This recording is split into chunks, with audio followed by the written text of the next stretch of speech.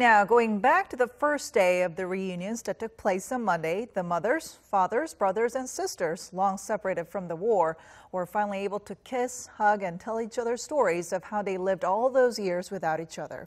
And our Park Ji-won takes us back to that first day. 89 participants from South Korea crossed the inter-Korean border to the north to meet with their loved ones on Monday, each of them accompanied by one or two people to look after them.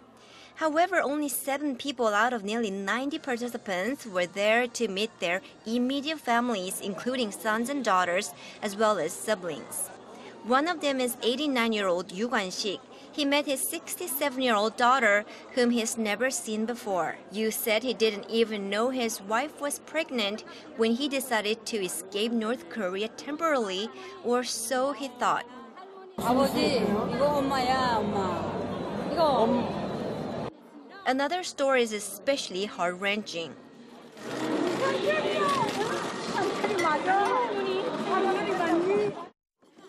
92-year-old Lee Gum-sam met her 71-year-old son. She burst into tears seeing her son, who grew up in North Korea.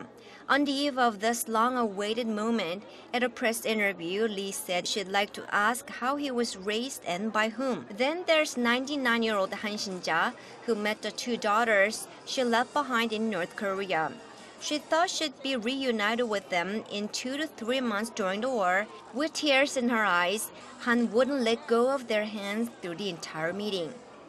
Kim Kwang-ho, who's 80 years old, met his younger brother, who is 78 years old. Kim had 7 siblings in the north when he headed down to South Korea in 1950. He said he thought he could reunite with them in just a week, but that week turned into 68 years.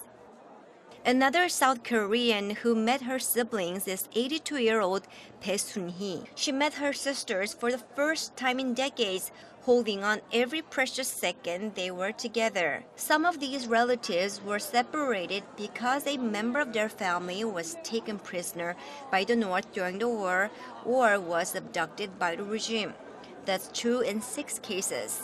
Ahead of Monday's long-awaited reunion, Seoul asked Pyongyang about 50 people in particular, as they were either POWs or had been otherwise abducted. The North confirmed the whereabouts of 21 of them, 13 of them dead, 8 alive. 2 of those still living were unable to attend the reunion because of their advanced age. So the 6 who were able to move have joined these reunions. Between 2000 and 2015, South Korea inquired the North about 350 POWs and abductees, 54 of whom eventually got to meet their families. Park Ji-won, Arirang News.